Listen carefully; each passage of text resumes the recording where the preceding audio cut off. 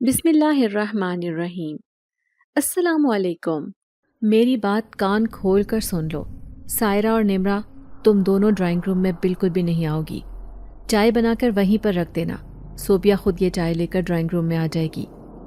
امی نے ہم دونوں بہنوں کو تیز نظروں سے دیکھتے ہوئے کہا تھا۔ میں اس وقت کتاب پڑھ رہی تھی جبکہ سائرہ اپنے چہرے پر لیپ بنا کر لگا رہی تھی۔ امی کی بات پر وہ چونکی، پھر زور سے ہنس پڑی اور ہنس ہنس کر لوٹ پوٹ ہونے لگی۔ جہاں پر مجھے اس کے ہنسنے سے ناگواری ہو رہی تھی، وہیں پر امی بھی حیران رہ گئیں۔ ارے کیا بات ہے؟ کیوں پاگلوں کی طرح منہ کھول کے ہنس رہی ہو؟ کتنی بار کہہ چکی ہوں، لڑکیوں کا یوں منہ پھاڑ کے ہنسنا اچھی عادت نہیں ہے، لوگ اچھی نظر سے نہیں دیکھتے۔ امی، میں آپ کی بات پر ہنس رہی ہوں۔ میری بات پر؟ بھلا میں نے کون سا لطیفہ سنا دیا؟ امی اچنبے سے اسے دیکھنے لگی تھی۔ ارے آپ نے کہا کہ سائرہ اور نمرہ تم دونوں کمرے میں رہنا۔ امی میری بات تو سمجھ میں آتی ہے کہ میں اتنی حسین ہوں کہ مجھے دیکھ کر وہ لوگ آپ ہی کو ریجیکٹ کر سکتے ہیں، مگر نمرہ، وہ مجھے دیکھ کر ایک بار پھر سے ہنس پڑی تھی۔ نمرہ تو کالی کلوٹی سی ہے، موٹی سی، اس میں بھلا ایسا کیا ہے کہ لوگ اسے دیکھ کر آپ ہی کو ریجیکٹ کر دیں گے؟ اس پر کیسے ہنسی کا دورہ پڑا تھا۔ ناگواری کی ایک شدید لہر میرے پورے وجود میں دوڑ گئی تھی۔ اس صدمے کا احساس بری طرح سے اس وقت مجھ پر حملہ آور ہوا تھا۔ امی بھی میرے چہرے کے تاثرات دیکھ کر اسے گھورنے لگی تھیں۔ تنبیہ کرتے ہوئے انداز میں کہنے لگیں، وہ تمہاری بہن ہے، اپنی بہن کی دل آزاری مت کیا کرو، سوچ سمجھ کر بولا کرو۔ مگر سارہ امی کی بات کو نظر انداز کر کے پھر سے اپنے چہرے پر لیپ کرنے میں مصروف ہو گئی، اور میں ان دونوں کو نظر انداز کر کے امی کے ساتھ باورچی خانے میں آ گئی تھی، جہاں پر وہ آنے والے مہمانوں کے لیے خاطر مدارت کا سامان تیار کر رہی تھی۔ مجھ پر انہوں نے ایک گہری نظر ڈالی اور پھر وہ اپنے کاموں میں مصروف ہو گئیں۔ ہم تین ہی بہنیں تھیں۔ میری دونوں بہنیں تو امی کی طرح گوری چٹی اور حسین تھیں، جبکہ میں شکل و صورت اور قد کاٹ میں بالکل اپنے ابا پر گئی تھی۔ میرے نین نقش تو اچھے تھے، آنکھیں بڑی بڑی اور کالی تھیں، ناک بھی پتلی تھی، مگر میرا رنگ بہت ہی زیادہ دبا ہوا تھا، جو دیکھنے والوں کو حیران کر دیا کرتا تھا۔ جو بھی مجھے دیکھتا یہی سوال کرتا، یہ بھی آپ کی بیٹی ہے؟ امی ان کے سوال پر جزبز ہو جاتی اور میں شرمندہ سی ہو جاتی تھی۔ بچپن سے ہی میں لوگوں کو خود میں اور اپنی بہنوں میں فرق کرتے دیکھ رہی تھی۔ سب کا ایک ہی سوال ہوتا کہ یہ آپ کی بیٹی نہیں لگتی۔ لوگ نہیں جانتے تھے کہ ان کی باتیں میرے دل کو کیسے چیر کر رکھ دیتی ہیں۔ میری دونوں بہنوں نے ایف اے تک تعلیم حاصل کی تھی، اس سے آگے پڑھائی کو خیر بات کہہ دیا تھا، جبکہ میں اپنے خاندان کی پہلی لڑکی تھی جو بی اے کر رہی تھی، اور میرا آگے بھی پڑھنے کا ارادہ تھا۔ میں اپنی کمصورتی کی کمی کو پڑھائی کے ذریعے سے چھپانا چاہتی تھی، تاکہ میں اتنی قابل بنوں کہ لوگوں کو میری کمصورتی کی طرف دھیان نہ جائے۔ مگر اس بات کا احساس دلانے والے تو میرے اپنے گھر میں موجود تھے۔ شام کو جب وہ لوگ گھر آئے تو ہم دونوں سامان تیار کر کے اپنے کمرے میں چلی گئی تھی۔ ان لوگوں کو آپ ہی بہت پسند آئی تھیں۔ انہوں نے اپنی طرف سے رشتہ پکا کر دیا تھا۔ امی کو ابو کا انتظار تھا۔ وہ ان سے مشورہ کیے بغیر کوئی کام نہیں کرتی تھی۔ ابو روزگار کے سلسلے میں سعودیہ میں مقیم تھے۔ ان کا اب ایک ہی بار آپی کی شادی پہ آنے کا ارادہ تھا، اور امی چاہتی تھی کہ آپی کو وقت کے ساتھ مناسب وقت پر وہ ان کے گھر رخصت کر دیں۔ ان دنوں میرے کالج بھی کھل گئے تھے، پڑھائی نئے سرے سے شروع ہو گئی تھی۔ میں سب چیزوں کو بھلا کر اپنی پڑھائی میں مصروف تھی۔ امی کو بھی وہ لڑکا بہت پسند آیا تھا اور جلد ہی وہ لوگ شادی کرنا چاہتے تھے۔ میں بھی اس بات پہ خوش تھی کہ چلو امی ابو کی ٹینشن آدھی تو کم ہو گئی۔ اس دن امی اور نمرہ شاپنگ کرنے کے لیے بازار گئے ہوئے تھے۔ آج مجھے کالج سے چھٹی تھی۔ میں اپنی کتاب اٹھا کر چھت پر آ گئی تھی۔ سردیوں کا موسم تھا، تیز دھوپ میری طبیعت کو بہت بھلی محسوس ہو رہی تھی۔ میں دھوپ سینکتے ہوئے دھوپ میں آ کر بیٹھ گئی تھی۔ چھت پہ آ کر چہل قدمی کرتے ہوئے میں پڑھنے لگی تھی۔ تبھی میری نظر ساتھ والے گھر پر پڑی تھی۔ یہ دیکھ کر میں حیران رہ گئی کہ وہ جو کوئی بھی تھا بہت ہی زیادہ حسین تھا۔ ارد گرد سے بے نیاز ہو کر وہ گھر کی صفائی کرنے میں مگن تھا۔ میں اس کو حیرت سے دیکھتی رہی تھی۔ میں نے کبھی کسی مرد کو یوں گھر کے کام کاج کرتے ہوئے نہیں دیکھا تھا، اب پہلی دفعہ دیکھ رہی تھی۔ مجھے ارد گرد کا کوئی ہوش نہیں تھا۔ تبھی اس نے سر اوپر اٹھایا تو میں ایک دم سے نیچے ہو گئی تھی۔ مجھے شرمندگی کا احساس ہو رہا تھا، جیسے میری چوری پکڑی گئی ہو۔ مجھے ڈر بھی لگ رہا تھا کہ نہ جانے وہ شخص میرے بارے میں کیا سوچے گا۔ میں ہمیشہ محتاط رہتی تھی۔ میں نے ایک بار پھر سر اٹھا کر دیکھا تو وہ گھر میں کہیں بھی نظر نہیں آ رہا تھا۔ میں پھر نیچے اتر گئی تھی۔ میں یہ سوچ رہی تھی کہ نہ جانے وہ کون تھا، اور یہ بھی سوچ رہی تھی کہ یہ گھر تو پچھلے کئی سالوں سے خالی پڑا ہوا ہے۔ یہاں پر تو اتنے سالوں سے کوئی آیا تک نہیں۔ جن کا یہ گھر تھا وہ لوگ امریکہ میں شفٹ ہو گئے تھے۔ یہ گھر انہوں نے نہ تو کسی کو کرائے پر دیا تھا، نہ ہی اس گھر کو بیچا تھا، اور نہ ہی ان لوگوں کو پیسے کی کوئی کمی تھی کہ یہ گھر کرائے پر دیتے۔ ہم کب سے اس گھر کو اسی طرح خالی حالت میں اجڑا ہوا دیکھ رہے تھے، اور آج یہاں پر اس لڑکے کو دیکھ کر مجھے احساس ہو رہا تھا کہ شاید وہ لوگ واپس آ گئے ہیں یا پھر یہ گھر کرائے پر دے دیا گیا ہے۔ کافی دیر تک میں اسی لڑکے کے بارے میں ہی سوچتی رہی تھی۔ ایسا حسین چہرہ میں نے اپنی زندگی میں نہیں دیکھا تھا۔ اگلے دن پھر سے میں اس کو دیکھنے کے لیے چھت پر آنے لگی تو امی نے بے اختیار مجھے ٹوک دیا۔ کہاں جا رہی ہو تم؟ امی میں تھوڑی دیر کے لیے چھت پہ جا رہی ہوں۔ یہ کون سا وقت ہے نمرا چھت پہ جانے کا؟ مغرب ہونے والی ہے اور سردی بھی تو بہت زیادہ ہے۔ چلو، دھوپ میں تمہارا چھت پہ جانا سمجھ میں آتا ہے، مگر اس وقت تم نے کیا کرنا ہے اوپر جا کر؟ اس وقت لڑکیوں کو کھلے آسمان تلے چھت پہ نہیں جانا چاہیے۔ اس وقت بہت ساری مخلوقات ہوتی ہیں، ہم نہیں جانتے کہ کب کسی مخلوق کی نظر ہم پر پڑ جائے اور وہ پیچھا ہی لے لے۔ جوان لڑکیوں کو تو یوں بھی محتاط رہنا چاہیے۔ امی کی بات پر ایک بار پھر سے سائرہ کی ہنسی چھوٹ گئی تھی۔ امی آپ بنا پہلے خود ہنسانے والی باتیں کرتی ہیں، پھر کہتی ہیں کہ میں اس کا مذاق اڑاتی ہوں۔ ارے اس کو کس چیز کا ڈر ہے؟ یہ تو اتنی کالی ہے کہ اس کو دیکھ کر چڑیلیں بھی ڈر جائیں گی۔ آپ اس پر اس طرح کی پابندیاں مت لگایا کریں۔ میری بات اور ہے، اگر آپ مجھے کہیں تو سمجھ میں بھی آتی ہے بات۔ وہ داہنی آنکھ دبا کر شرارت سے بولی تھی۔ وہ نہیں جانتی تھی کہ اس کی باتیں کس طرح میرے دل کو چیر کر رکھ دیا کرتی تھی۔ مجھے اس کی باتوں پر بہت دکھ ہوتا تھا کہ وہ میری بہن تھی، مگر اسے بالکل بھی میرے جذبات کا، احساسات کا خیال نہیں تھا۔ کیسے وہ میرے جذبات کو قدموں تلے رون ڈالتی تھی، اپنی باتوں سے مجھے ٹارچر کیا کرتی تھی۔ میں پھر سے اس کی باتوں کو نظر انداز کر کے چھت پر آ گئی تھی۔ میری آنکھوں سے آنسو بہہ رہے تھے۔ اگر اللہ نے مجھے کالا بنایا تھا، میں اپنی بہنوں کی طرح خوبصورت نہیں تھی، تو اس میں میرا کیا قصور تھا؟ میں چھت پر آئی تو پھوٹ پھوٹ کر رو پڑی تھی۔ کبھی کبھی میرا یوں رونے کو دل چاہتا تھا، اور رو کر میرا دل ہلکا بھی ہو جاتا تھا۔ مغرب کی اذان ہونے لگی تھی۔ میں نے چھت پر بنے ہوئے واش روم میں وضو کیا اور پھر کمرے میں آ کر نماز پڑھنے لگی تھی۔ کمرے کی حالت بہت خراب ہو رہی تھی۔ ملازمہ تو صفائی کرنے کے لیے آتی تھی، مگر آدھا ادھورا کام کر کے واپس چلی جاتی تھی۔ میں نے سوچا کہ آج نماز پڑھنے کے بعد میں اس کمرے کی تفصیلی صفائی کروں گی، کیونکہ میں صبح جا کر شام کو گھر واپس آیا کرتی تھی، اور پھر اس کے بعد مجھے وقت ہی نہیں ملتا تھا کوئی کام کرنے کا۔ پڑھائی میری اتنی ٹف تھی۔ نماز پڑھنے کے دوران مجھے ایسے محسوس ہو رہا تھا جیسے میرے آس پاس کوئی موجود ہو۔ ایک دم پورا کمرہ عجیب سی خوشبو سے مہکنے لگا تھا، اور یہ خوشبو اتنی دل فریب تھی جو میرے پورے وجود کو معطر کر رہی تھی۔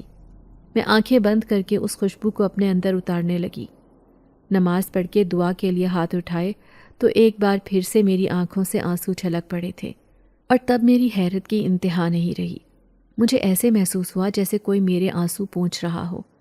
میں بری طرح سے گھبرا گئی تھی۔ میرے آس پاس کون تھا؟ مجھے لگا تھا شاید امی وہاں پر آئی ہیں۔ انہیں احساس ہو گیا ہوگا کہ سائرہ کی باتوں سے میرا دل دکھا ہے۔ وہ تو ماں تھیں، آخر کار انہیں احساس ہو ہی جاتا تھا، لیکن میری بہن کو ذرا بھی میرا خیال نہیں تھا۔ لیکن اب مجھے جب یہ محسوس ہوا کہ یہاں پر کوئی موجود ہے تو میں ادھر ادھر دیکھنے لگی۔ وہاں پر کوئی نہیں تھا، اور یہ میرے آنسو پونچھنے کا احساس میرا وہم تھا یا سچ؟ میں نماز پڑھ کے جائے نماز طے کر کے ایک طرف رکھی، اور پھر نیچے سے جھاڑو لے کر جب اوپر آنے لگی تو ایک بار پھر سے امی مجھے ٹوکنے لگ گئی تھی۔ نمرا، اس وقت صفائی کرنا مناسب نہیں ہے، مغرب کا وقت ہو گیا ہے، تم کل کر لینا۔ کل میں ملازمہ سے اپنی نگرانی میں صفائی کروا لوں گی۔ نہیں امی، مجھے اس کے کام پسند نہیں آتے۔ آپ جانتی تو ہیں کہ کیسے صفائی کرتی ہے وہ، گند کو ادھر ادھر پھیلا دیتی ہے۔ آج میں خود اوپر والا پورشن صاف کروں گی۔ امی کے منع کرنے کے باوجود بھی میں جھاڑو اٹھا کر اوپر آ گئی، اور پھر بستر کی چادریں، بیڈ شیٹ، پردے، سب کچھ میں نے اتار کر باہر رکھ دیا تھا۔ پھر نئے بستر وہاں پر بچھائے، اچھی سی ڈسٹنگ کی۔ اب مجھے سکون کا احساس ہو رہا تھا۔ کمرے میں ویسے ہی دل فریب خوشبو پھیلی ہوئی تھی جو انسان کو ہر ایک چیز سے، ہر طرف سے بے خود کر کے بیگانہ کر دے۔ میں بری طرح سے تھک گئی تھی۔ وہیں بستر پر لیٹ گئی تو مجھے یک گونا سکون کا احساس ہوا تھا۔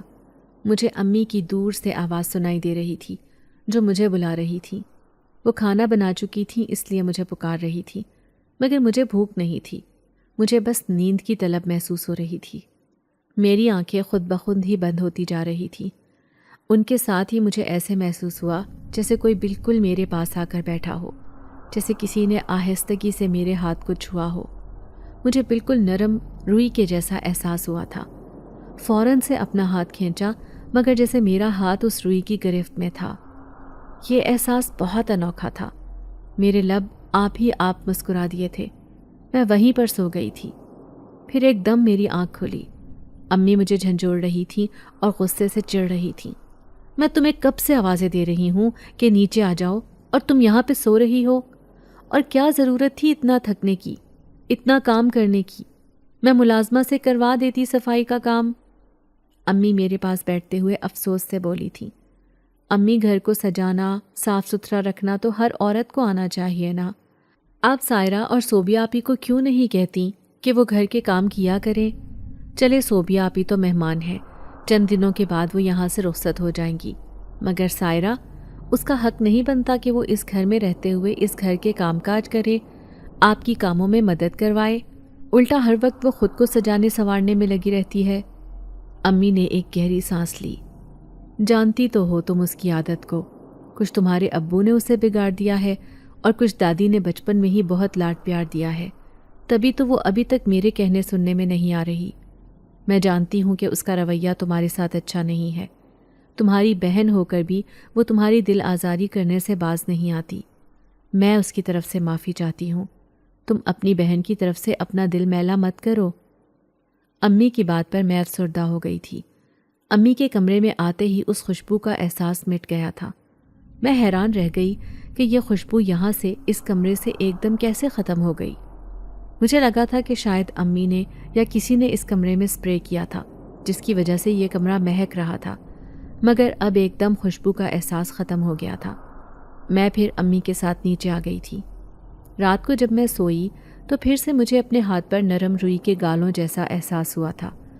اس کے بعد ہر رات روز ہی مجھے ایسا ہی محسوس ہونے لگا جیسے میرے ہاتھ نے کسی روئی کو چھو لیا ہو، اور میں اس احساس کے ساتھ سونے کی عادی ہو گئی تھی۔ میں بہانے سے چھت پر جاتی اور جھک کر ساتھ والے گھر میں دیکھتی رہتی تھی۔ کبھی وہ لڑکا برتن دھوتے ہوئے نظر آتا، کبھی صفائی کرتے ہوئے، تو کبھی صحن کے بیچوں بیچ آنکھوں پہ ہاتھ رکھ کر لیٹا ہوا ہوتا۔ میں اکثر سوچتی تھی کہ اس کے گھر کے باقی افراد کہاں ہیں؟ کیا اس کے گھر میں اس کی ماں، بہن، کوئی بھی عورت نہیں ہے جو اس کے گھر کے کام کاج کرے، اس کی مدد کرے؟ اور یہ کیا کہیں نوکری وغیرہ نہیں کرتا، سارا دن گھر میں ہی رہتا ہے؟ میں اس کو دیکھ دیکھ کر سوچتی رہتی تھی، اور اس دن بھی میری نظریں اسی کے چہرے پر ہی تھیں، اور وہ صحن کے بیچ میں آنکھیں بند کر کے لیٹا ہوا تھا۔ شاید وہ بھی نیند کے مزے لے رہا تھا۔ میں اپنی آنکھوں کے راستے سے اس کے نقش کو جیسے اپنے دل میں جذب کرتی جا رہی تھی۔ وہ بھی یونانی دیوتاؤں جیسے حسن کا مالک تھا۔ اس کے گھنے کالے سیاہ بال تھے، چہرہ بے تحاشا سرخ و سفید، آنکھیں نیلی تھیں۔ دور سے ہی مجھے نظر آ رہا تھا کہ اس کی آنکھیں بہت گہری ہیں، جن میں میرا ڈوب جانے کو جی چاہ رہا تھا۔ میرے لیے اپنی یہ بدلتی کیفیت خود میرے لیے ہی حیران کن تھی۔ میں بالکل معمولی شکل و صورت کی لڑکی ہوں، وہ کبھی بھی مجھے نہیں دیکھے گا۔ وہ بھلا میرے جیسی لڑکی کی طرف کیوں نظر اٹھا کر دیکھے گا؟ جیسے میں اس کی محبت میں پاگل ہو رہی ہوں، وہ تو مجھے پسند بھی نہیں کرے گا، بلکہ وہ بھی باقی لوگوں کی طرح ہی میرا مذاق اڑائے گا۔ اور اگر اس کے سامنے میں نے اپنا دل کھول کر رکھ دیا تو وہ بھی سب لوگوں کی طرح یہی کہے گا کہ مجھے اپنی اوقات میں رہ کر خواب دیکھنے چاہیے، یا پھر یہ کہ میں اپنے گھر والوں کی طرح بالکل بھی نہیں ہوں۔ تبھی سائرہ میرے پاس آ کر بولی، کیا ہو گیا؟ کیا کر رہی ہو یہاں پر؟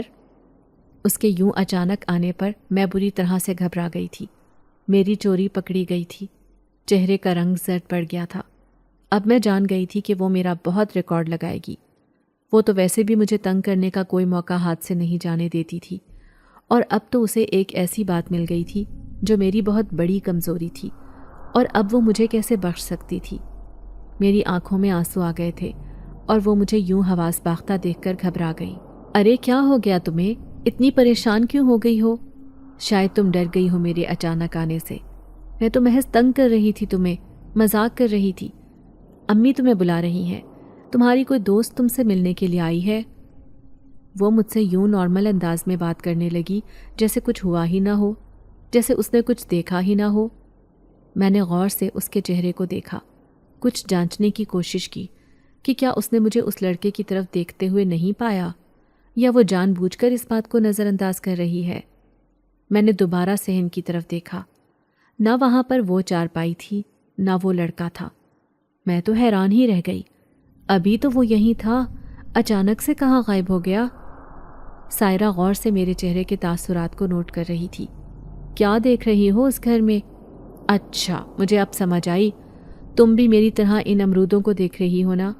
میرا بھی بہت جی چاہتا ہے کہ ان امرودوں کو اپنے ہاتھوں سے توڑ کر کھاؤں، مگر کیا کروں؟ ایک تو ان کے گھر کی دیواریں بہت اونچی ہے، دوسرا چھت پر سے بھی ان کے گھر میں جایا نہیں جا سکتا۔ تبھی تو میں بھی تمہاری طرح دور سے دیکھ کر ٹھنڈی آہیں بھرتی رہتی ہوں۔ تب مجھے اندازہ ہوا کہ اس نے واقعی میں لڑکے کو نہیں دیکھا تھا۔ میں نے سکھ کا سانس لیا تھا، ورنہ وہ میرا بہت ریکارڈ لگاتی اور نہ جانے امی بھی میرے بارے میں کیا سوچتی۔ جب میں نیچے آئی تو میری دوست شبانہ نیچے موجود تھی۔ پچھلے کئی دنوں سے وہ کالج میں نہیں آ رہی تھی اور وہ مجھ سے نوٹس لینے کے لیے آئی تھی۔ باتوں باتوں میں مجھے کہنے لگی کہ تمہارے گھر کے پاس ایک لڑکی ٹیوشن پڑھاتی ہے، اس کی انگلش بہت اچھی ہے۔ میں نے سوچا ہے کہ میں اس کے پاس ٹیوشن لینے کے لیے چلی جاؤں گی۔ تم سناؤ، تم بھی تو کہہ رہی تھی کہ تم اکیڈمی جوائن کرو گی، تو کیوں نہ ہم اسی لڑکی کے پاس جا کر پڑھیں؟ اس کی بات پر میں سوچ میں پڑ گئی۔ امی کہنے لگیں کہ اگر تمہیں ٹیوشن کی ضرورت ہے تو تم اس کے ساتھ چلی جایا کرنا۔ مجھے تو کسی بات پر کوئی اعتراض نہیں ہے۔ تب میں نے بھی اس سے حامی بھر لی تھی۔ میں کہنے لگی کہ میں کل سے ہی تمہارے ساتھ جایا کروں گی۔ یوں پھر میری مصروفیت میں اضافہ ہو گیا تھا۔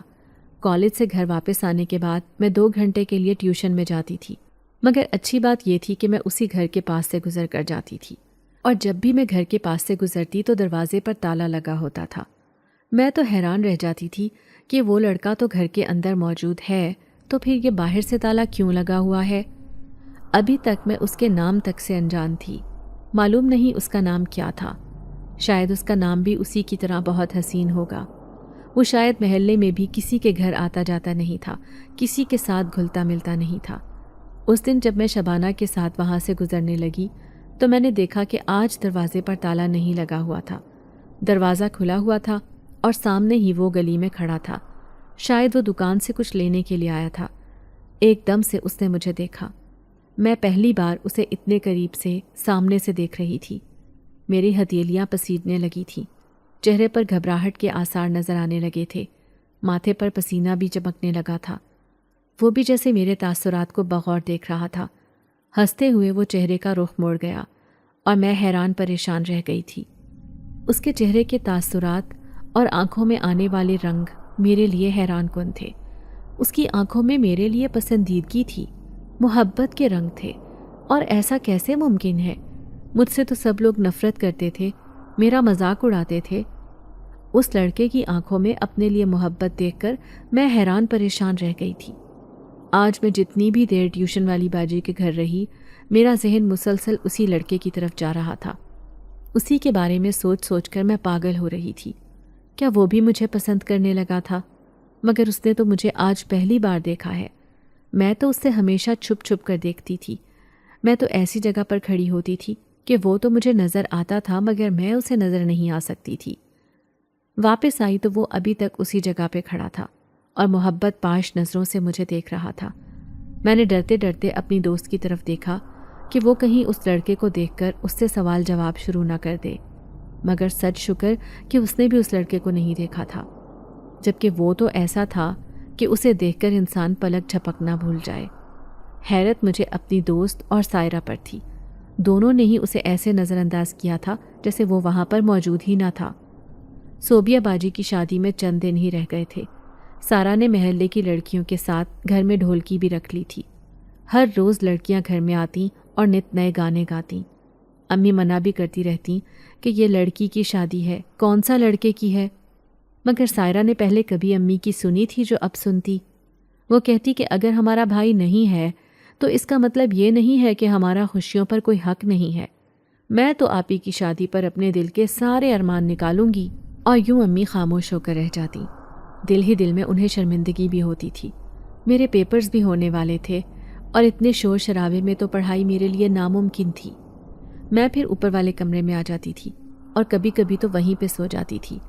ساتھ ساتھ میں بہانے بہانے سے اس گھر میں بھی جھانک کر دیکھتی تھی، اور وہ بھی صحن کے بیچوں بیچ ہی موجود ہوتا تھا۔ رات کے وقت بھی جب شدید سردی ہوتی تو وہ اپنے صحن میں ہی کھڑا ہوتا تھا۔ اس وقت بھی میں چھت پر آئی تو ادھر ادھر محتاط نظروں سے دیکھتے ہوئے میں چھت کے اسی کونے کی طرف آ گئی تھی جہاں میں کھڑے ہو کر اسے دیکھتی تھی۔ ابھی وہ مجھے صحن میں نظر آ رہا تھا، مگر اچانک سے وہ نظروں سے اوجھل ہو گیا۔ میں تو حیران ہی رہ گئی کہ وہ کہاں چلا گیا۔ تبھی مجھے ایک آواز سنائی دی، کس کا انتظار کر رہی ہو؟ کیا مجھے دیکھ رہی ہو؟ یہ گھمبیر آواز اچانک میرے قریب سے ابھری اور میں بری طرح بوکھلا گئی۔ گھبرا کر ارد گرد دیکھا تو وہ محض چند قدم کے فاصلے پر کھڑا تھا، آنکھوں میں شرارت اور ہونٹوں پر ہلکی سی مسکراہٹ لیے۔ میرے دل کی دھڑکنیں بے قابو ہو گئیں۔ وہ ایک ایک قدم بڑھاتا ہوا میرے قریب آ رہا تھا۔ روشنی میں اس کا چہرہ واضح ہوا تو میرے پیروں تلے سے زمین نکل گئی۔ یہ وہی تھا جسے دیکھ کر میرا دل دھڑکنا بھول جایا کرتا تھا، وہی شخص جس نے میرے دل پر ایسی حکمرانی کی تھی جسے میں کبھی تسلیم کرنے کی ہمت نہیں کر پائی تھی۔ میں ششدر کھڑی تھی۔ وہ بلا جھجک ہماری دیوار پھلانگ کر چھت پر آ گیا تھا اور اب میرے سامنے کھڑا تھا۔ اسے دیکھ کر میری گھبراہٹ دو چند ہو گئی۔ مجھے اس بات کا خوف ستا رہا تھا کہ اگر کسی نے اسے یہاں دیکھ لیا تو کیا ہوگا۔ بار بار میں سیڑھیوں کی طرف دیکھتی کہ کہیں کوئی اوپر نہ آ جائے۔ وہ شاید میری بے چینی کو بھانپ گیا تھا۔ مسکراتے ہوئے بولا، اگر گھر والوں کا اتنا ہی ڈر ہے تو محبت کرنے سے پہلے ان سے اجازت لینی چاہیے تھی۔ اس کی بات سن کر میں ایک دم چونک گئی۔ میرے دل کے راز جو میں نے خود سے بھی چھپائے تھے وہ اسے کیسے معلوم ہو گئے؟ میری نظریں جھک گئیں اور چہرے پر شرمندگی چھا گئی۔ میں خاموش رہی، نہ اس سے کچھ کہہ پائی اور نہ اپنے دل کی بات بیان کر سکی۔ وہ شاید میری خاموشی کا مطلب سمجھ چکا تھا۔ ہلکی سی مسکراہٹ کے ساتھ گویا ہوا، میں یہاں تم سے بات کرنے آیا ہوں اور تم ہو کہ گونگی بن کر کھڑی ہو۔ میں نے ناسمجھی میں اس کی بات پر ہلکا سا مسکرا دیا۔ یہ ہماری پہلی باقاعدہ ملاقات تھی۔ اس نے اپنا نام شاہ جہان بتایا اور کہا کہ وہ اکیلا رہتا ہے۔ اس کی فیملی دوسرے شہر میں تھی اور کام کی غرض سے وہ یہاں آ کر بس گیا تھا۔ وہ ہنستے ہوئے کہنے لگا، یہ گھر میری خوش قسمتی ہے، ورنہ کہیں اور جا کر تم جیسی حسین روح سے ملاقات کیسے ہوتی؟ اس کی نظروں میں محبت کی شدت صاف جھلک رہی تھی اور اس کے الفاظ میرے لیے ناقابل یقین تھے۔ تم جیسی لڑکی جسے لوگ دیکھ کر دوسری بار نظر نہیں ڈالتے، تمہیں محبت کا حق نہیں؟ اس کا لہجہ نرم تھا اور وہ شاید میرے دل کی حالت بھانپ چکا تھا۔ پھر خود ہی گویا ہوا، انسان کی ظاہری خوبصورتی سے زیادہ اس کا کردار اہم ہوتا ہے۔ جو لوگ اندر سے اچھے ہوں ان کا چہرہ بھی اپنی ہی روشنی بکھیرتا ہے۔ اس نے میرے اندر کی ٹوٹ پھوٹ کو جیسے جان لیا تھا۔ اس نے مجھے احساس دلایا کہ میری ذات کی اہمیت ہے، اور اللہ نے اگر کسی چیز میں کمی رکھی ہے تو کسی چیز میں مجھے دوسروں سے بہتر بھی بنایا ہوگا۔ اپنی خوبیوں کو پہچانو، اپنی قدر کرو۔ اگر خود اپنی قدر نہیں کرو گی تو باقی لوگ بھی تمہیں روند کر گزر جائیں گے۔ یہ باتیں سن کر میرے دل میں ایک عجیب سی مضبوطی پیدا ہوئی۔ آج سے پہلے کسی نے میرے ساتھ اتنے خلوص سے بات نہیں کی تھی۔ پھر امی نے آواز دی تو بغیر کچھ بولے میں نیچے اتر آئی۔ جب تک وہ اس گھر میں رہا وہ میری زندگی کا ایک حصہ بن گیا تھا۔ میں اپنی کتابیں لے کر چھت پر چلی آتی اور وہ نہ جانے کیسے جان لیتا کہ میں وہاں ہوں۔ وہ میرے قریب آ کر کہتا، اندھیرے میں بھی میں تمہیں دیکھ سکتا ہوں۔ اس کی بات سن کر میرا دل جیسے اچھل پڑتا۔ پھر اچانک ہماری زندگیوں میں ایک اور بھونچال آیا۔ صوبیہ باجی کی شادی کے بعد سائرہ کی شادی کی تیاریاں شروع ہو گئیں۔ سائرہ جو کہ مجھ سے چھوٹی تھی، ہمیشہ خود کو مجھ سے بہتر سمجھتی تھی۔ خوبصورتی میں وہ مجھ سے کئی گنا آگے تھی اور اس کا غرور اس کی باتوں میں جھلکتا تھا۔ صوبیہ باجی کی شادی میں ہی کسی نے سائرہ کو پسند کیا اور جلد ہی اس کا رشتہ طے پا گیا۔ سائرہ اب اور بھی بے قابو ہو گئی تھی۔ وہ ہر وقت اپنی خوبصورتی کو نکھارنے میں مصروف رہتی۔ مجھ پر طنز کرنا، میری سادگی کا مذاق اڑانا اس کا پسندیدہ مشغلہ بن گیا تھا۔ اس کے طعنے میرے دل کو چھلنی کر دیتے تھے۔ میں کتنی بار ضبط کرتی، لیکن جب صبر کا پیمانہ لبریز ہو جاتا تو آنسو میرے گالوں پر بہہ نکلتے۔ ابو نے کئی بار سائرہ کو ڈانٹا، لیکن وہ کسی کی بات نہیں سنتی تھی۔ ابو کو بھی اب احساس ہو گیا تھا کہ انہوں نے سائرہ کو حد سے زیادہ لاڈ پیار دے کر بگاڑ دیا ہے۔ سائرہ کے سسرال والے جلد از جلد شادی کرنا چاہتے تھے۔ وہ اپنی تیاریوں میں مگن تھی، مگر اس کے تیور نہیں بدلے تھے۔ وہ ہمیشہ مجھ پر حاوی رہتی تھی اور میں بس خاموشی سے اپنی قسمت کو کوستی رہتی تھی۔ سائرہ تو جیسے اپنی زندگی کا مقصد ہی یہ بنا چکی تھی کہ وہ اپنی خوبصورتی کو بڑھانے کے لیے ہر ممکن نسخہ آزما لے۔ وہ دن رات کسی نہ کسی نئے ٹوٹکے میں مصروف رہتی۔ کبھی صابن بدلا جاتا تو کبھی کریم، کبھی کسی جڑی بوٹی کا پیسٹ بنایا جاتا تو کبھی انڈے اور دہی کے ماسک سے اپنی جلد کو نکھارنے کی کوشش کی جاتی۔ امی اسے بار بار سمجھاتی کہ یہ فضول چیزیں استعمال کرنا چھوڑ دے، لیکن وہ کسی کی نہ سنتی۔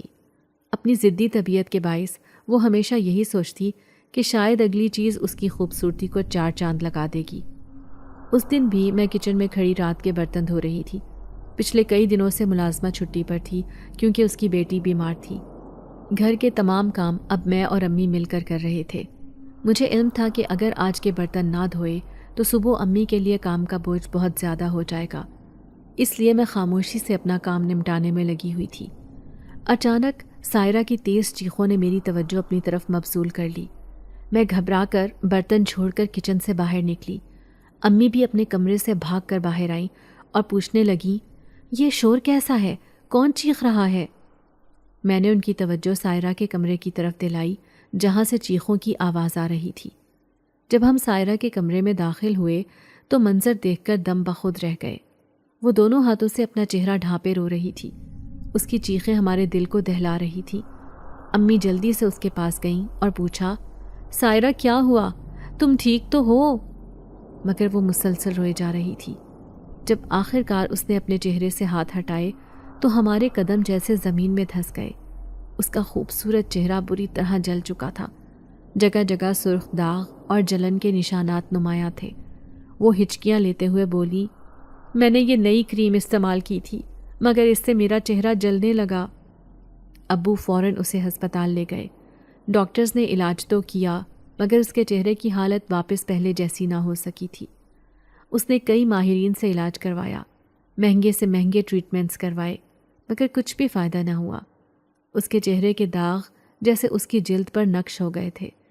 اب وہ ہر وقت اپنے چہرے پر ماسک لگائے رکھتی تھی تاکہ کوئی اسے اس حالت میں دیکھ نہ سکے۔ وہ کریم جو اس نے استعمال کی تھی اس کی ایکسپائری ڈیٹ گزر چکی تھی اور کیمیکل کے نقصان نے اس کے چہرے کو ناقابل تلافی نقصان پہنچایا تھا۔ امی نے اسے سخت ڈانٹا۔ میں نے کتنی بار کہا تھا کہ جو چیز سمجھ نہ آئے وہ اپنے چہرے پر مت لگایا کرو۔ تمہیں اپنی جلد کے ساتھ یہ کھیل کھیلنا بند کرنا چاہیے تھا۔ مگر اب پچھتاوے کا وقت جا چکا تھا۔ سائرہ کو اپنی شادی کی فکر ستانے لگی تھی۔ وہ بار بار روتے ہوئے کہتی، امی، اگر میرے سسرال والوں نے مجھے اس حالت میں دیکھ کر اپنانے سے انکار کر دیا تو؟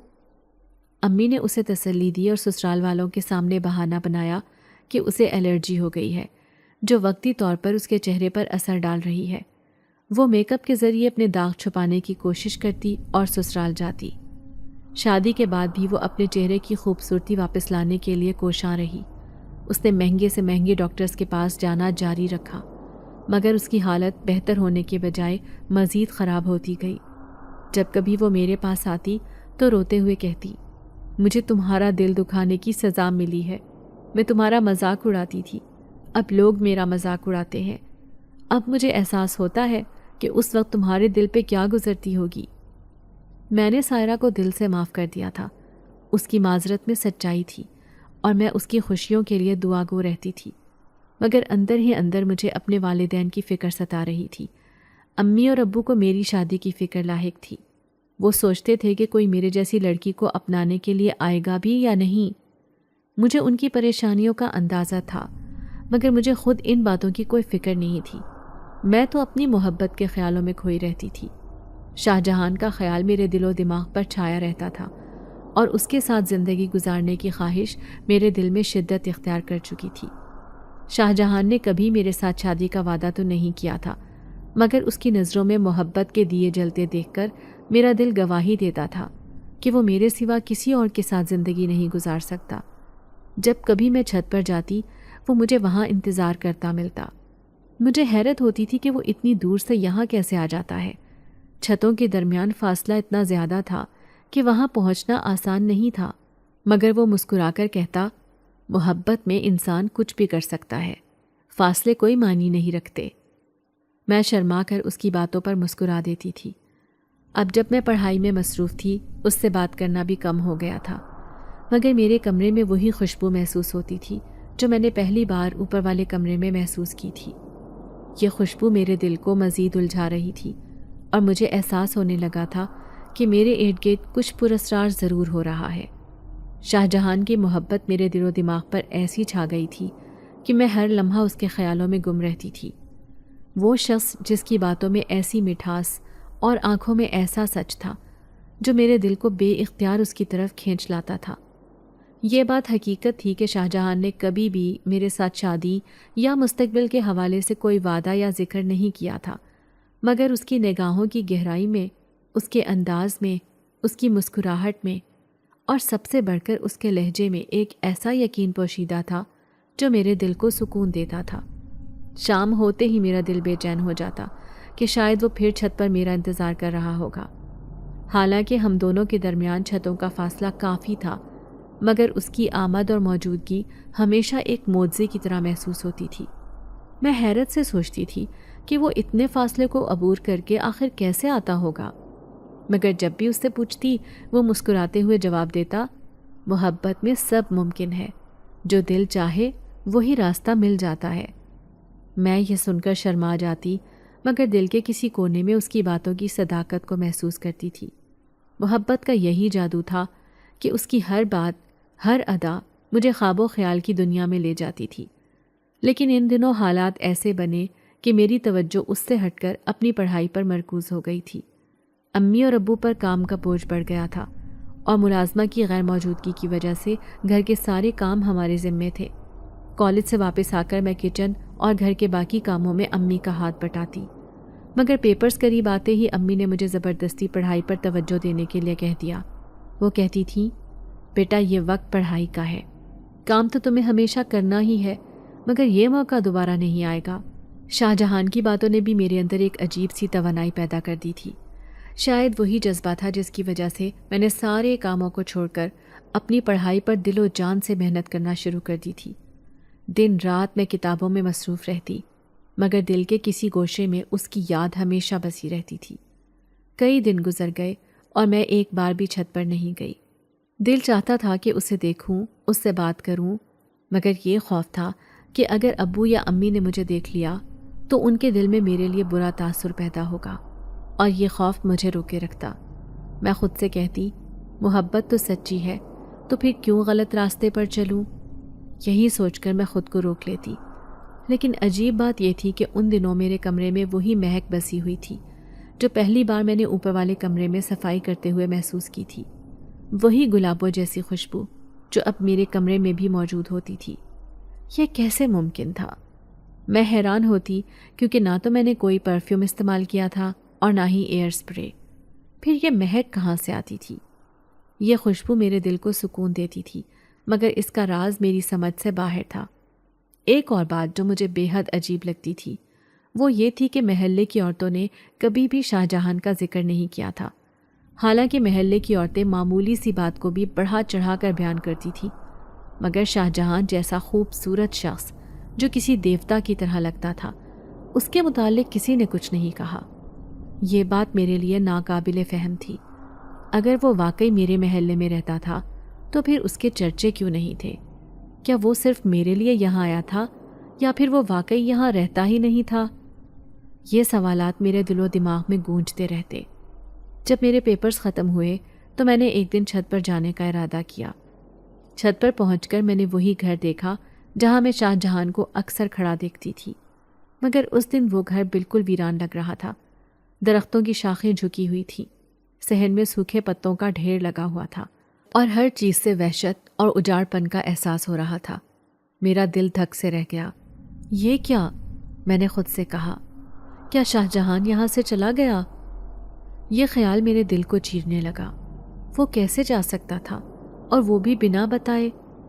میں نے خود کو تسلی دی کہ شاید وہ کسی کام سے گیا ہو اور جلد واپس آ جائے گا، مگر دن گزرتے گئے اور شاہ جہان کا کوئی پتہ نہیں چلا۔ میرے دل میں بے شمار سوالات اٹھنے لگے، مگر ان کے جواب کہیں نہیں تھے۔ اس کے بغیر میری دنیا ادھوری لگنے لگی تھی۔ محلے کی آنٹی کی باتوں نے میرے دل کو ایک عجیب کشمکش میں ڈال دیا تھا۔ ان کے لہجے کی بے اعتباری اور طنز میرے اندر ایک اضطراب پیدا کر رہا تھا۔ ان کا کہنا تھا کہ یہ گھر کئی سالوں سے خالی پڑا تھا، لیکن میں نے اپنی آنکھوں سے شاہ جہان کو وہاں رہتے دیکھا تھا۔ میں نے اس کے ساتھ کتنی باتیں کی تھیں، اس کی مسکراہٹ، اس کے الفاظ، سب کچھ میرے ذہن میں نقش تھا۔ اگر وہ ایک سراب تھا تو یہ سب اتنا حقیقی کیسے ہو سکتا تھا؟ میری ہر سوچ مجھے مزید الجھن میں ڈال رہی تھی۔ امی بھی حیران تھیں کہ میں اس گھر کے بارے میں کیوں اتنا سوال کر رہی ہوں۔ ان کی آنکھوں میں تشویش جھلک رہی تھی، جیسے وہ سوچ رہی ہوں کہ کہیں میں کسی وہم یا پریشانی کا شکار تو نہیں ہو رہی۔ انہوں نے مجھے سمجھانے کی کوشش کی کہ یہ سب میرا تخیل ہو سکتا ہے، شاید میں نے کوئی خواب دیکھا ہو جو حقیقت لگنے لگا ہو، لیکن میں جانتی تھی کہ یہ خواب نہیں تھا۔ شاہ جہان کی باتیں، اس کی موجودگی، سب کچھ اتنا واضح تھا کہ خواب کا گمان بھی نہیں ہو سکتا تھا۔ میں نے اس رات دیر تک اپنے کمرے میں بیٹھ کر سوچا، کیا واقعی وہ کوئی اور مخلوق تھا، کوئی ایسی ہستی جو عام انسانوں کے درمیان رہ کر بھی ان سے مختلف ہوتی ہے؟ میں نے شاہ جہان کی باتوں کو یاد کیا۔ وہ ہمیشہ مجھے خود کو بہتر بنانے، اپنی قابلیت پر یقین رکھنے کی ترغیب دیتا تھا۔ وہ مجھے یہ احساس دلاتا تھا کہ دنیا میں کچھ بھی ممکن ہے، بس انسان کو اپنی قدر و قیمت پہچاننی چاہیے۔ اس کی باتیں کسی فلسفی یا کسی ایسے شخص کی لگتی تھی جو دنیا کے عام اصولوں سے بالا تر ہو۔ میں نے ان دنوں کو یاد کیا جب وہ اس گھر میں رہتا تھا۔ وہ اکثر شام کے وقت صحن میں بیٹھا کتاب پڑھتا نظر آتا تھا۔ میں چھپ چھپ کر اسے دیکھتی اور سوچتی کہ وہ کیسا انسان ہے۔ اس کا انداز، اس کی باتیں، سب کچھ عام لوگوں سے مختلف تھا۔ وہ ایک پراسرار سا انسان تھا جس کی طرف ہر کوئی کھنچتا ہوا محسوس ہوتا تھا، لیکن اس کے باوجود وہ ایک حد تک ہی سب سے بات کرتا، جیسے وہ اپنے اندر ایک دنیا چھپائے ہوئے ہو۔ محلے کی آنٹی کی باتیں سننے کے بعد میں نے خود سے عہد کیا کہ میں اس مہمے کو حل کروں گی۔ میں نے اس کے بارے میں مزید جاننے کی کوشش کی، لیکن ہر جگہ سے مجھے ایک ہی جواب ملا، یہ گھر تو کئی سالوں سے خالی تھا۔ یہ جواب سن کر میرا دل اور بھی بے چین ہو جاتا تھا۔ ایک دن میں نے ہمت کر کے شاہ جہان کے بارے میں اپنی ایک سہیلی سے بات کی جو کبھی کبھار میرے ساتھ اس گھر کے قریب سے گزرتی تھی۔ میں نے اسے بتایا کہ میں نے وہاں ایک لڑکے کو دیکھا تھا جو بہت نیک اور سمجھدار لگتا تھا، لیکن وہ حیران ہو کر کہنے لگی، کون لڑکا؟ میں نے تو کبھی کسی کو اس گھر میں نہیں دیکھا، تم کس کی بات کر رہی ہو؟ اس کا جواب سن کر میرا دل دھڑکنے لگا۔ کیا واقعی وہ سب میرا وہم تھا، یا شاید کچھ ایسا تھا جو میری سمجھ سے باہر تھا؟ جوں جوں وقت گزرتا گیا میری بے چینی بڑھتی گئی۔ میں نے شاہ جہان کو بارہا اپنے خوابوں میں دیکھا۔ وہ کبھی مجھے ہنس کر تسلی دیتا، کبھی مجھے سمجھاتا کہ زندگی میں آگے بڑھنا ضروری ہے، لیکن جب میں جاگتی تو وہ خواب کسی حقیقت کی طرح لگتے۔ یہ سب میری زندگی کا ایک حصہ بن چکا تھا، ایک ایسا حصہ جو مجھے مسلسل الجھا رہا تھا۔ امی نے میری حالت کو محسوس کیا۔ انہوں نے ایک دن مجھ سے پوچھا، بیٹا تم کچھ دنوں سے بہت پریشان لگ رہی ہو، کیا بات ہے؟ میں نے ان سے سچ کہنے کی ہمت کی اور شاہ جہان کا ذکر کر دیا، لیکن جیسے ہی میں نے اس کا ذکر کیا، امی کی آنکھوں میں تشویش کے سائے گہرے ہو گئے۔ وہ کہنے لگیں، یہ سب خیالات ہیں، ایسے خیالات کو دل سے نکال دو، یہ سب خواب ہے، حقیقت نہیں۔ میں نے سر ہلا دیا، لیکن میرے دل میں یہ بات بیٹھ چکی تھی کہ شاہ جہان عام انسان نہیں تھا، کچھ تو ایسا تھا جو میری سمجھ سے باہر تھا۔ میں نے فیصلہ کیا کہ میں اپنے دل کو مطمئن کرنے کے لیے حقیقت کی کھوج کروں گی، چاہے اس کے لیے مجھے کتنا بھی انتظار کیوں نہ کرنا پڑے۔ وہ اس گھر میں رہ رہا تھا، مجھے اس بات کا یقین تھا۔ وہ گھر سے باہر بھی آتا جاتا تھا، تو پھر ان لوگوں نے اسے دیکھا کیوں نہیں؟ سب لوگ اس کی موجودگی سے بے خبر کیسے تھے؟ کیا آنٹی کی بات سچ تھی؟ کیا وہ سچ میں ہی کوئی اور مخلوق تھا؟ کوئی جن زادہ تھا؟ اب اس کے ساتھ گزارا وقت اور باتیں مجھے یاد آتی تو میں سوچ میں پڑ جاتی، چونک جاتی کہ یقیناً کچھ تو گڑبڑ ہے، کوئی تو ایسی بات ہے جو میری نظروں سے اوجھل ہے، کچھ تو ایسا ہے جو شاہ جہان نے مجھ سے چھپایا تھا۔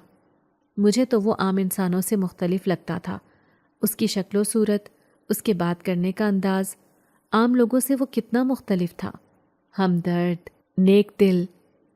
اس دن میرا بی اے کا رزلٹ تھا، میں نے فرسٹ ڈویژن سے بی اے کلیئر کیا تھا۔ میری خوشی کا کوئی ٹھکانہ نہیں تھا۔ اس خوشی کے موقع پر میں شاہ جہان کو یاد کر رہی تھی۔ اگر وہ میری زندگی میں شامل ہوتا تو میری خوشی دو چند ہو جاتی۔ امی میرے لیے اچھا سا تحفہ لینے کے لیے بازار گئی ہوئی تھی۔ ابو اب سعودیہ واپس چلے گئے تھے۔ میں اس وقت گھر پر اکیلی تھی جب بیل کی آواز سنی۔ میں نے سوچا کہ شاید امی واپس آ گئیں۔ دروازہ کھولا تو سامنے چھوٹا سا بچہ تھا جس کے ہاتھ میں کیک تھا اور ایک گفٹ پیک تھا۔ میں حیران رہ گئی کہ یہ کس نے بھیجا ہے۔ وہ کہنے لگا کہ یہ شاہ جہان بھائی نے آپ کے لیے دیا ہے۔ وہ بچہ میرے لیے نیا تھا، میں نے آج سے پہلے اسے محلے میں کبھی نہیں دیکھا تھا۔ شاہ جہان کے نام پر میں چونک گئی تھی اور اس لڑکے کو دیکھ کر بھی سوچ میں پڑ گئی تھی کہ میں نے آج سے پہلے اسے کہیں نہیں دیکھا۔ یہ کون ہے؟ اس کا شاہ جہان سے کیا تعلق ہے؟ مگر وہ بچہ کچھ بتانے پر تیار ہی نہیں تھا۔ میرے ہاتھ میں وہ کیک اور گفٹ دے کر چلا گیا تھا۔ کچن میں آ کر میں نے وہ کیک کھولا۔ میری پسند کا چاکلیٹ کیک تھا۔ ذرا سا چکھ کر میں نے فریج میں رکھ دیا اور گفٹ پیک کھولا تو اس میں ایک بہت خوبصورت سا ڈریس تھا جس کے ساتھ ہی جیولری بھی تھی۔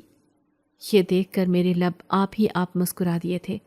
گو کہ وہ مجھ سے دور چلا گیا تھا، مگر ابھی تک وہ جیسے میرے آس پاس ہی موجود تھا، جیسے وہ میرے بارے میں ساری خبر رکھ رہا تھا۔ اسے کیسے پتہ چل گیا کہ میں نے اتنی بڑی کامیابی حاصل کی ہے؟ میرے لیے تو یہ بہت بڑی کامیابی تھی۔ امی جب واپس آئیں تو اتنا پیارا ڈریس دیکھ کر وہ بھی حیران رہ گئیں۔ میں نے ان سے بہانہ کیا کہ میری ایک سہیلی نے مجھے دیا ہے۔ اب میں اس کے علاوہ اور ان سے کیا کہتی؟ مجھے اطمینان ہو گیا تھا کہ شاہ جہان یہیں کہیں ہے، وہ پھر سے واپس آئے گا، میری زندگی میں شامل ہوگا۔ مگر وہ تو جیسے اس دن کے بعد سے دوبارہ کہیں غائب ہو گیا تھا۔ 2 سال کا عرصہ بیت گیا تھا۔ ہر عید، ہر شب برات پر، میری سالگرہ پر وہ مجھے تحفہ دینا نہیں بھولتا تھا۔ مگر وہ خود کہاں تھا؟ کیا اس نے مجھے محض بہلاوا دے کر رکھنا تھا یا مجھے اپنی زندگی میں شامل بھی کرنا تھا؟ اس دوران تو میرا ایم اے بھی مکمل ہو گیا تھا اور اب میں ایک کالج میں جاب بھی کرنے لگی تھی۔ جاب کرنے کے دوران میرے اعتماد میں مزید اضافہ ہو گیا تھا اور تب مجھے احساس ہوا تھا کہ شاہ جہان کی ساری باتیں بالکل ٹھیک ہیں۔ انسان کی شکل و صورت کوئی معنی نہیں رکھتی۔ کالج میں مجھے میری قابلیت کے بنا پر ہر کوئی جاننے لگا تھا۔ سب لوگ میری بہت عزت کرتے تھے، وہ میری ذات سے مروب ہوتے تھے۔ اعتماد نے میری شخصیت کو مزید نکھار دیا تھا اور اب میں پہلے سے زیادہ بااعتماد دکھنے لگی تھی۔ امی جہاں پہلے اس بات پر پریشان تھی کہ نہ جانے مجھے کون بیاہنے کے لیے آئے گا، اب وہ اس بات پر حیران تھیں کہ اتنے قابل لوگ میرا ہاتھ مانگنے کے لیے میرے گھر والوں کے سامنے دستے سوال دراز کر چکے تھے۔ امی خدا کا شکر ادا کرتے نہیں تھکتی تھیں جس نے مجھے اتنی عزت سے نوازا تھا۔ اسی بھاگتی دوڑتی زندگی میں مجھ پر یہ انکشاف ہوا تھا کہ وہ انسان جسے میں پاگلوں کی طرح چاہنے لگی تھی، جسے میں چھپ چھپ کر دیکھتی تھی، وہ کوئی عام انسان نہیں تھا بلکہ وہ جن زادہ تھا۔ اور یہ وہم اور یہ سوچ جب حقیقت کا روپ دھار کر میرے سامنے آئی تو میں بری طرح سے حیران پریشان رہ گئی تھی۔ وہ چاندنی رات تھی جب کتنے سالوں کے بعد میں نے دوبارہ شاہ جہان کو اپنے روبرو دیکھا تھا۔ اس دن میری اپنی امی کے ساتھ بہت بحث ہوئی تھی۔ وہ چاہتی تھی کہ میں اپنے گھر بار کی ہو جاؤں، مگر میں ابھی تک کوئی فیصلہ نہیں کرنا چاہتی تھی۔ میں ابھی شاہ جہان کا انتظار کرنا چاہتی تھی۔ مجھے اس کے لوٹ آنے کا انتظار تھا، مگر امی چاہتی تھیں کہ اب میں اپنے گھر بار کی ہو جاؤں، جبکہ میں کسی صورت بھی ان کی بات نہیں مان رہی تھی۔ اسی رات کو صحن میں چہل قدمی کرنے کے دوران جب میں شاہ جہان کو یاد کرتے ہوئے رو پڑی تھی، تب وہ میرے سامنے آیا تھا۔ تب اس نے مجھ پر یہ انکشاف کیا تھا کہ میں اس کے انتظار میں نہ رہوں، مجھے گھر والوں کی بات مان لینی چاہیے اور ان کی پسند سے شادی بھی کر لینی چاہیے۔ وہ مجھ سے کہنے لگا کہ میں ایک سراب ہوں، میرے پیچھے بھاگ کر تمہیں کچھ بھی نہیں ملنے والا، کیونکہ میں ایک جن زادہ ہوں اور میں کبھی بھی تمہارے ساتھ شادی نہیں کر سکتا، کبھی بھی تمہیں اپنی دنیا میں نہیں بسا سکتا، اور نہ ہی تم اس دنیا میں رہ سکتی ہو، کیونکہ تمہارا خمیر اس مٹی سے اٹھا ہے، تم اسی دنیا کی باسی ہو۔ بھلا تم آگ سے بنی مخلوقات کے درمیان کیسے رہ سکتی ہو؟ بات اس کی بھی ٹھیک تھی۔ تبھی میں نے اپنے دل کو رو دھو کر سمجھا لیا تھا اور امی کی مرضی کے آگے سر جھکا دیا تھا۔ گو کہ اب میں زندگی میں بہت آگے جا چکی ہوں، کئی کامیابیوں کی منازل طے کر چکی ہوں۔ اب میں ایک شادی شدہ عورت کے طور پر جانی جاتی ہوں، مگر اس کے باوجود بھی میرا دل ایک خوشی سے محروم ہے۔ اگر آپ کو آج کی ہماری کہانی پسند آئی ہے تو اسے لائک کیجیے اور اپنے پیاروں کے ساتھ شیئر کیجیے، اور ہاں، اگر آپ نے ابھی تک ہمارا چینل سبسکرائب نہیں کیا تو ضرور کیجیے۔ ملتے ہیں کل ایک نئی اور دلچسپ کہانی کے ساتھ، تب تک کے لیے اللہ حافظ۔